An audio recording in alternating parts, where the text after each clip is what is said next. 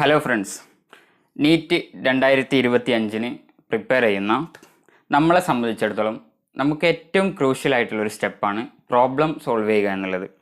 ഫിസിക്സിലെയും physical കെമിസ്ട്രിയിലെയും ഒക്കെ problems വളരെ എഫക്റ്റീവായിട്ട് എങ്ങനെ സോൾവ് ചെയ്യാം, നമുക്ക് ഫാസ്റ്റായിട്ട് പ്രോബ്ലംസ് ചെയ്യാൻ നമ്മൾ കടന്നു പോവേണ്ട സ്റ്റെപ്പുകൾ എന്തൊക്കെയാണ്, നമ്മൾ ശ്രദ്ധിക്കേണ്ട വളരെ പ്രധാനപ്പെട്ട കാര്യങ്ങൾ എന്തൊക്കെയാണ് എന്നാണ് ഇന്ന് ഞാൻ നിങ്ങളുമായിട്ട് ഷെയർ ചെയ്യുന്നത്.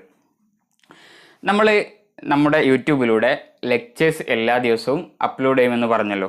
അപ്പോൾ ലെക്ചേഴ്സ് അപ്ലോഡ് ചെയ്യുമ്പോൾ ആ ലെക്ചറിൽ ഓരോ ടോപ്പിക്കും ഞാൻ ലെക്ചർ ഡെലിവർ ചെയ്യുമ്പോൾ ആ ടോപ്പിക്കുമായി ബന്ധപ്പെട്ട ക്വസ്റ്റ്യൻസ് ഞാൻ ലെക്ചേഴ്സിൽ തന്നെ വർക്കൗട്ട് ചെയ്യും. ഓക്കെ, അപ്പോൾ നമ്മുടെ ലെക്ചർ നോട്ടിൽ മിനിമം നമ്പർ ഓഫ് ക്വസ്റ്റ്യൻസ് ഓരോ ടോപ്പിക്കുമായി ബന്ധപ്പെട്ടുണ്ടായിരിക്കും. അപ്പോൾ നിങ്ങൾ ആ ലെക്ചർ അറ്റൻഡ് ചെയ്യുമ്പം ആ ക്വസ്റ്റ്യൻ സോൾവ് ചെയ്തിട്ടുള്ള രീതി എങ്ങനെയാണെന്ന് കറക്റ്റ് മനസ്സിലാക്കുക. അത് നമ്മൾ PDF പഠിക്കുന്ന സമയത്ത് പഠിക്കുക. എന്നിട്ട് പഠിച്ചാൽ മാത്രം പോരാ, അതിൻ്റെ ശേഷം എന്ത് ചെയ്യണം, സ്വന്തമായിട്ട് ആ നോട്ട് നോക്കാതെ സ്വന്തമായിട്ട് ക്ലാസ്സിൽ വർക്കൗട്ട് ചെയ്തിട്ടുള്ള ക്വസ്റ്റ്യൻസൊക്കെ സ്വന്തമായിട്ട് ചെയ്യാൻ പറ്റുന്നുണ്ടോ എന്ന് നോക്കണം. അതാണ് ആദ്യത്തെ സ്റ്റെപ്പ്. അപ്പോൾ നമ്മൾ ക്ലാസ്സിൽ ലെക്ചറിൻ്റെ ഇടയിൽ ക്വസ്റ്റ്യൻസ് വർക്കൗട്ട് ചെയ്യുന്നു. അത് ഞാൻ എങ്ങനെയാണോ ചെയ്യുന്നത് അതുപോലെ തന്നെ ചെയ്യാൻ പറ്റുന്നുണ്ടോ, അല്ലെങ്കിൽ ഏതെങ്കിലും ഒരു മെത്തേഡ് ഉപയോഗിച്ചിട്ട് അത് സ്വന്തമായിട്ട് നിങ്ങൾക്ക് ചെയ്യാൻ പറ്റുന്നുണ്ടോ എന്നും, അത് ജസ്റ്റ് വായിച്ചു പോവാതെ സ്വന്തമായിട്ട് ചെയ്യാൻ പറ്റുന്നുണ്ടോ എന്ന് നോക്കുക. അങ്ങനെ ചെയ്യാം, സ്വന്തമായിട്ട് ചെയ്ത് ശരിയാക്കുക. അതാണ് ഫസ്റ്റത്തെ സ്റ്റെപ്പ്. രണ്ടാമത്തെ സ്റ്റെപ്പ്, അന്ന് തന്നെ, അതായത് ഇന്നിപ്പോൾ ഒരു ടോപ്പിക്ക് ഞാൻ പഠിപ്പിക്കുന്നുണ്ടെങ്കിൽ ആ ടോപ്പിക്കുമായി ബന്ധപ്പെട്ട സിമിലർ സെറ്റ് ഓഫ് ക്വസ്റ്റ്യൻസ്, അതായത് ഇന്നിപ്പോൾ ഞാനൊരു സ്ട്രെയിറ്റ് ലൈൻ മോഷൻ എന്ന ചാപ്റ്റർ തുടങ്ങുകയാണെങ്കിൽ അതിൽ ആക്സിലറേഷനുമായി ബന്ധപ്പെട്ട്, അതല്ലെങ്കിൽ കാൽക്കുലസ് വരുന്ന കുറച്ച് ക്വസ്റ്റ്യൻസ് ഞാൻ ഇന്ന് വർക്കൗട്ട് ചെയ്തു. അപ്പോൾ അല്ലെങ്കിൽ ഗ്രാവിറ്റി ഫ്രീ ഫാളുമായി ബന്ധപ്പെട്ട ക്വസ്റ്റ്യൻസ്, അപ്പോൾ ഏതെങ്കിലും ഒരു ടൈപ്പ് ഓഫ് ക്വസ്റ്റ്യൻസ് അല്ലെങ്കിൽ ഒരു ടോപ്പിക്കുമായി ബന്ധപ്പെട്ട ഒരു സെറ്റ് ഓഫ് ക്വസ്റ്റ്യൻസ് ഞാൻ തന്നാൽ അതേ ടോപ്പിക്കുമായി ബന്ധപ്പെട്ട് നമ്മൾ ഫോളോ ചെയ്യുന്ന ഏതെങ്കിലും ഒരു മെറ്റീരിയലുള്ള സെയിം ടോപ്പിക്കുമായി ബന്ധപ്പെട്ട ക്വസ്റ്റ്യൻസ് നമ്മൾ സ്വന്തമായിട്ട് വർക്കൗട്ട് ചെയ്ത് നോക്കണം. സ്റ്റഡി മെറ്റീരിയൽ അല്ലെങ്കിൽ നമ്മൾ ഒബ്ജക്റ്റീവ് ബുക്ക് സെലക്ട് ചെയ്യുമ്പം കുറച്ച് കാര്യങ്ങൾ ശ്രദ്ധിക്കേണ്ടതുണ്ട്. അത് ഞാൻ ഡീറ്റെയിൽഡ് ആയിട്ട് തന്നെ പിന്നീട് ഒരു വീഡിയോയിൽ പറയാം. ഇപ്പോൾ തൽക്കാലം നിങ്ങൾ ടോപ്പിക് വൈസ് ക്വസ്റ്റ്യൻസ് ഉള്ള, അതുപോലെ ലെവൽ വൈസ് ക്വസ്റ്റ്യൻസ് ഉള്ള ഒരു സ്റ്റാൻഡേർഡ് ബുക്കായിരിക്കണം നിങ്ങൾ സെലക്ട് ചെയ്യേണ്ടത് എന്ന് നിങ്ങളുടെ മൈൻഡിൽ ഉണ്ടായിരിക്കണം. അതായത് നമ്മൾ സെലക്ട് ചെയ്യുന്ന ബുക്കിൽ ടോപ്പിക് വൈസ് ക്വസ്റ്റ്യൻസ് ഉണ്ടായിരിക്കണം.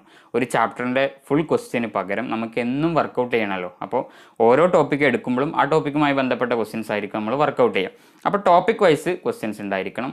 അതുപോലെ തന്നെ ലെവൽ വൈസ് ഉണ്ടാവണം. ലെവൽ 1, ലെവൽ 2 എന്ന് പറഞ്ഞിട്ട് ആദ്യം ടോപ്പിക് വൈസ് ക്വസ്റ്റ്യൻസ് തന്നിട്ട് ലെവൽ 1 ആയിട്ടുള്ള ക്വസ്റ്റ്യൻസ് തന്നിട്ട് പിന്നീട് ലെവൽ 2 ഉള്ള ഒരു ബുക്കായിരിക്കണം നിങ്ങൾ സെലക്ട് ചെയ്യേണ്ടത്. അത്തരം ബുക്സാണ് ഞാൻ സജസ്റ്റ് ചെയ്യുന്ന ഏറ്റവും നല്ല ബുക്ക്. ഓക്കെ, എന്തായിരുന്നാലും നിങ്ങൾ നിങ്ങളുടെ മെറ്റീരിയലിലുള്ള ടോപ്പിക് വൈസ് ക്വസ്റ്റ്യൻസ് ആണ് ആദ്യം ചെയ്യേണ്ടത്. അപ്പോൾ നമ്മൾ ലെക്ചറിൽ നമ്മൾ തന്നെ നമ്മളെ വീഡിയോ ലെക്ചറിൽ ചെയ്തിട്ടുള്ള ക്വസ്റ്റ്യൻസ് നമ്മൾ സ്വന്തമായിട്ട് വർക്കൗട്ട് ചെയ്ത് നോക്കുന്നു. രണ്ടാമതായി സിമിലർ സെറ്റ് ഓഫ് ക്വസ്റ്റ്യൻസ് നമ്മൾ ചെയ്യുന്നു. അങ്ങനെ ക്വസ്റ്റ്യൻസ് ചെയ്യുമ്പോൾ നമുക്ക് ഒരുപാട് ചലഞ്ചസ് ഉണ്ടാവും. ആ ചലഞ്ചസ് എന്താണെന്ന് നമ്മൾ ഐഡൻറ്റിഫൈ ചെയ്യണം. അതാണ് ഏറ്റവും ക്രൂഷ്യൽ ആയിട്ടുള്ള പാർട്ട്. അത് ചിലപ്പോൾ നമുക്ക് കൺസെപ്റ്റ് ക്ലിയർ ആവാത്തതുകൊണ്ടാവാം, അതല്ലെങ്കിൽ നമ്മൾ ചെയ്യുന്ന ക്വസ്റ്റ്യനുമായി ബന്ധപ്പെട്ട ബേസിക് മാത്സിലുള്ള കൺഫ്യൂഷൻ കൊണ്ടാവാം, അല്ലെങ്കിൽ അത് അറിയാത്തത് കൊണ്ടാവാം. ഫോർ എക്സാമ്പിൾ, പ്രൊജക്റ്റൈൽ മോഷനുമായി ബന്ധപ്പെട്ട ക്വസ്റ്റ്യൻ നിങ്ങൾ ചെയ്യുകയാണെങ്കിൽ ട്രിഗണോമെട്രിയുടെ വളരെ ബേസിക് ആയിട്ടുള്ള കാര്യങ്ങൾ ചിലപ്പോൾ നിങ്ങൾക്ക് അറിയേണ്ടി വരും. അതുപോലെ കെമിസ്ട്രിയിലെ ഇലക്ട്രോ കെമിസ്ട്രി എന്ന് പറയുന്ന ചാപ്റ്ററുമായിട്ട് ബന്ധപ്പെട്ട ക്വസ്റ്റ്യൻസ് ആണ് ചെയ്യുന്നതെങ്കിൽ ലോഗരിതത്തിൻ്റെ ഒരു ബേസിക് ഐഡിയ വേണ്ടി വരും. അതുപോലെ സ്ട്രെയിറ്റ് ലൈൻ മോഷനിലെ ക്വസ്റ്റ്യൻ ആണെങ്കിൽ കാൽക്കുലസിൻ്റെ ബേസിക് ഐഡിയാസ് അവിടെ നമ്മൾ അപ്ലൈ ചെയ്യേണ്ടി വരും. അപ്പോൾ ഇങ്ങനെ ഏത് ബേസിക് മാത്സ് ആണോ നമ്മൾ ചെയ്യുന്ന ടോപ്പിക്ക്, ക്വസ്റ്റ്യൻ പ്രാക്ടീസ് ചെയ്യുന്ന ടോപ്പിക്കുമായി ബന്ധപ്പെട്ട് നമുക്ക് റിക്വയർഡ് ആയിട്ടുള്ളത്, അത് കറക്റ്റായിട്ട് പഠിച്ചിട്ടുണ്ടോ എന്ന് നമ്മൾ ചെക്ക് ചെയ്യണം. ഇല്ല എങ്കിൽ ആ സമയത്ത് തന്നെ അതിൻ്റെ ബേസിക് മാത്സ് നമ്മൾ ക്ലിയർ ചെയ്ത് പോകണം. അതാണ് മറ്റൊരു പ്രധാനപ്പെട്ട കാര്യം. ഓക്കെ, അപ്പോൾ അങ്ങനെ നമ്മൾ സ്വന്തമായിട്ട് ക്വസ്റ്റ്യൻസ്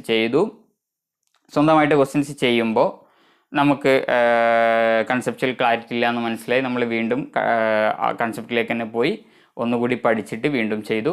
അതല്ലെങ്കിൽ ബേസിക് മാത്സിൻ്റെ പ്രശ്നമാണെന്ന് മനസ്സിലാക്കി ബേസിക് മാത്സ് ഒക്കെ നമ്മൾ അതിന് വേണ്ട മാത്സ് മാത്രം നമ്മൾ പഠിച്ചെടുത്തു. ഓക്കെ, ഇങ്ങനെ നമ്മൾ സ്വന്തമായിട്ട് എല്ലാ ദിവസവും ചെയ്യുകയാണെങ്കിൽ, അതായത് ഓരോ ടോപ്പിക് എടുക്കുമ്പോഴും ആ ടോപ്പിക്കുമായി ബന്ധപ്പെട്ട ഒരു സെറ്റ് ഓഫ് ക്വസ്റ്റ്യൻസ് നമ്മൾ സ്വന്തമായിട്ട് ചെയ്യണം.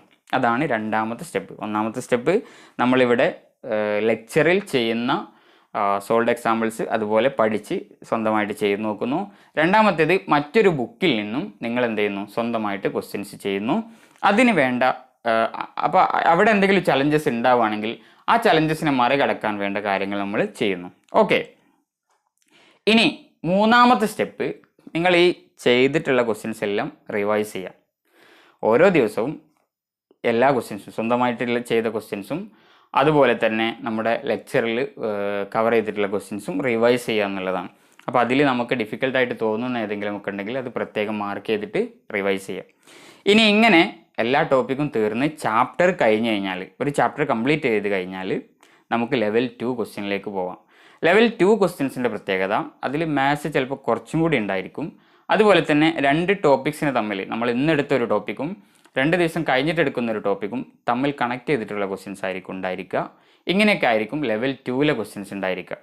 അപ്പോൾ ലെവൽ 1 നമ്മൾ കംപ്ലീറ്റ് ചെയ്തു, കൺസെപ്റ്റ് എല്ലാം ക്ലിയർ ചെയ്തു, ഏകദേശം ബേസിക് കൺസെപ്റ്റ്സ് ഒക്കെ നമ്മൾ ക്ലിയർ ചെയ്തതിന് ശേഷമാണ് ലെവൽ 2 നമ്മൾ ചെയ്യേണ്ടത്. ഇനി ലെവൽ 2 ഒരുപാട് ക്വസ്റ്റ്യൻസ് ചെയ്യുന്നു വേണ്ട, നമ്മൾ നീറ്റിനാണ് പ്രിപ്പയർ ചെയ്യുന്നത്. അതുകൊണ്ട് തന്നെ നീറ്റിൽ വരാൻ സാധ്യതയുള്ള ക്വസ്റ്റ്യൻസ് മാത്രം വർക്കൗട്ട് ചെയ്താൽ മതി. JEE അഡ്വാൻസ്ഡ് പോലെയുള്ള എക്സാമുകളുടെ അല്ലെങ്കിൽ ഒളിമ്പ്യാഡ് പോലെയുള്ള എക്സാമുകളുടെ ലെവലിലുള്ള ഒരുപാട് ക്വസ്റ്റ്യൻസ് ചെയ്ത് നമ്മൾ സമയം അവിടെ വേസ്റ്റ് ചെയ്യേണ്ട ഒരു കാര്യം നമുക്കില്ല. ഓക്കെ, അപ്പോൾ നമ്മൾ നമ്മുടെ നീറ്റ് എക്സാമിൽ ചോദിച്ചേക്കാവുന്ന ലെവൽ 2 ക്വസ്റ്റ്യൻസ് മാത്രം നമ്മൾ എന്ത് ചെയ്യാം, വർക്കൗട്ട് ചെയ്യാം. ഓക്കെ, അത് ചെയ്തതിന് ശേഷം നമ്മൾ ചാപ്റ്റർ കംപ്ലീറ്റ് ചെയ്തതിന് ശേഷം ലെവൽ 2 ക്വസ്റ്റ്യൻസ് ചെയ്യുന്നു. ശേഷം നമുക്ക് PYQ പ്രാക്ടീസ് ചെയ്യാം, അതായത് പാസ്റ്റ് ഇയറിൽ ചോദിച്ചിട്ടുള്ള ക്വസ്റ്റ്യൻസ്. അപ്പോൾ ഈ ലെവൽ 2 കംപ്ലീറ്റ് ചെയ്യുന്നതോട് കൂടെ തന്നെ നമുക്ക് ഏകദേശം ഒരു കോൺഫിഡൻസ് വന്നിട്ടുണ്ടാവും. നമുക്ക് ഒരു വിധം ക്വസ്റ്റ്യൻസ് ഒക്കെ ചെയ്യാൻ പറ്റും എന്നുള്ളൊരു കോൺഫിഡൻസ് നമുക്ക് വന്നിട്ടുണ്ടാവും.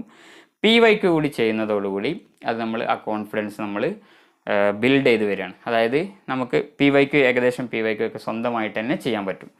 ഇനി അതിലേതെങ്കിലും ഡൗട്ട് ഉണ്ടെങ്കിൽ നമുക്ക് പാസ്റ്റ് ഇയർ ക്വസ്റ്റ്യൻസിൻ്റെ സൊല്യൂഷൻസിൻ്റെ ബുക്കോ അതല്ലെങ്കിൽ വേറെ എന്തെങ്കിലും ബുക്കൊക്കെ റെഫർ ചെയ്തിട്ട് ആ PYQ ക്വസ്റ്റ്യൻസ് നമ്മൾ പൂർണ്ണമായിട്ടും ചെയ്യാം. മിനിമം ഒരു 10 years PYQ നമ്മൾ നിർബന്ധമായിട്ടും ചെയ്യണം. നമ്മുടെ ലെക്ചറിലും പ്രധാനപ്പെട്ട PYQs കവർ ചെയ്യും. ഇനി അതല്ലാത്ത കുറച്ചുകൂടി മുന്നുള്ള, ഇപ്പം ബയോളജിക്ക് ആണെങ്കിൽ അധികം അങ്ങോട്ട് പോകണ്ട, കാരണം നമ്മുടെ സിലബസ് ഈ അടുത്തൊക്കെ ചോദിക്കുന്നത് ഫുള്ളി NCERT ബേസ് ചെയ്തിട്ട് മാത്രമാണ് ചോദിക്കുന്നത്. അപ്പം ഒരു 10 വർഷത്തെ PYQ മാത്രം നിങ്ങൾ കവർ ചെയ്താൽ മതി. ഓക്കെ, ഇനി അത് കഴിഞ്ഞ് കഴിഞ്ഞാൽ നമ്മുടെ ചാപ്റ്റർ വൈസ് ടെസ്റ്റ് വരും. ഓക്കെ, അപ്പോൾ എക്സാമിലും നമുക്ക് ഒരുപാട് ക്വസ്റ്റ്യൻസ് കിട്ടും. എക്സാം അറ്റൻഡ് ചെയ്യുന്നതിൻ്റെ പ്രത്യേകത എന്താണെന്ന് വെച്ചാൽ, നമ്മൾ ക്വസ്റ്റ്യൻസ് ഒക്കെ ചെയ്യാൻ വേണ്ടി പഠിച്ചിട്ടുണ്ട്. ഇനി അതെന്ത് ചെയ്യണം, ഫാസ്റ്റ് ആക്കണം, സ്പീഡാക്കാൻ വേണ്ടിയിട്ടാണ് നമ്മൾ എക്സാം നടത്തുന്നത്. അതായത് തന്നിട്ടുള്ള മിനിമം അല്ലെങ്കിൽ ലിമിറ്റഡ് ടൈമിൽ നമ്മുടെ ക്വസ്റ്റ്യൻസ് ചെയ്യുക എന്നുള്ളതാണ് എക്സാമിൽ നമുക്കുള്ള ചലഞ്ച് അല്ലേ. അപ്പോൾ ആ ഒരു സ്പീഡും ആക്യുറസിയും രണ്ടും ഒരുമിച്ച് ബിൽഡ് ചെയ്യാൻ വേണ്ടിയിട്ടാണ് നമ്മൾ എന്ത് ചെയ്യുന്നത്, എക്സാംസ് കണ്ടക്ട് ചെയ്യുന്നത്. ആ എക്സാമിലും ഏതെങ്കിലും ക്വസ്റ്റ്യൻസ് നമുക്ക് ഡൗട്ട് ഉള്ളതുണ്ടെങ്കിൽ അത് നോട്ട് ചെയ്തിട്ട് അത് വീണ്ടും റിവൈസ് ചെയ്യുക, എക്സാമിൻ്റെ അനാലിസിസും നടത്തുക. ഇങ്ങനെ ഞാൻ പറഞ്ഞ എല്ലാ സ്റ്റെപ്പുകളും നടത്തി നമ്മൾ പോരുകയാണെങ്കിൽ, എല്ലാ ചാപ്റ്ററിനും ഈ എല്ലാ സ്റ്റെപ്സും നമ്മൾ കംപ്ലീറ്റ് ചെയ്ത് പോരുകയാണെങ്കിൽ നമുക്ക് നല്ലൊരു കോൺഫിഡൻസ് ബിൽഡ് ചെയ്യാൻ പറ്റും. ഇനി ഞാൻ വീണ്ടും പറയുകയാണ്, നേരത്തെ പറഞ്ഞ കാര്യം തന്നെ സ്ട്രെസ് ചെയ്ത് പറയുകയാണ്. അതായത് നമ്മൾ ലെക്ചേഴ്സിൽ ക്വസ്റ്റ്യൻസ് ചെയ്യുന്നുണ്ടെങ്കിൽ ആ ക്വസ്റ്റ്യൻസ് സ്വന്തമായിട്ട് വർക്കൗട്ട് ചെയ്ത് നോക്കണം. അതുപോലെ തന്നെ നിങ്ങൾ ഏത് ബുക്ക് ഫോളോ ചെയ്യുകയാണെങ്കിലും, ഏത് മാർക്കറ്റിൽ ഒരുപാട് ബുക്സ് അവൈലബിൾ ആണ്, ഏത് ഒബ്ജക്റ്റീവ് ബുക്ക് ഫോളോ ചെയ്യുകയാണെങ്കിലും അതിലൊക്കെയുള്ള ക്വസ്റ്റ്യൻസ് നോക്കിയിട്ട് അതിൻ്റെ ആൻസർ പഠിച്ച് പോവല്ല വേണ്ടത്. എന്ത് ചെയ്യണം, സ്വന്തമായിട്ട് നിർബന്ധമായിട്ടും ചെയ്ത് നോക്കണം.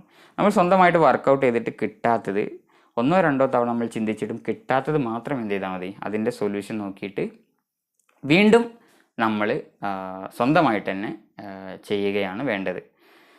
അപ്പോൾ സൊല്യൂഷൻ പഠിച്ചു പോകുന്ന ഒരു പ്രവണത ഉണ്ടാവരുത്. സ്വന്തമായിട്ട് തന്നെ ചെയ്ത് ആൻസറിലേക്ക് എത്തുന്നത് വരെ അത് ട്രൈ ചെയ്തുകൊണ്ടേയിരിക്കണം. നമുക്ക് ആദ്യത്തിൽ പ്രോബ്ലം സോൾവിങ്ങിൻ്റെ ഒരു പ്രത്യേകത എന്താണെന്ന് വെച്ചാൽ, ആദ്യത്തെ കുറച്ച് സമയങ്ങളിൽ മാത്രമേ നമുക്ക് ഡിഫിക്കൽട്ടീസ് ഉണ്ടാവുകയുള്ളൂ.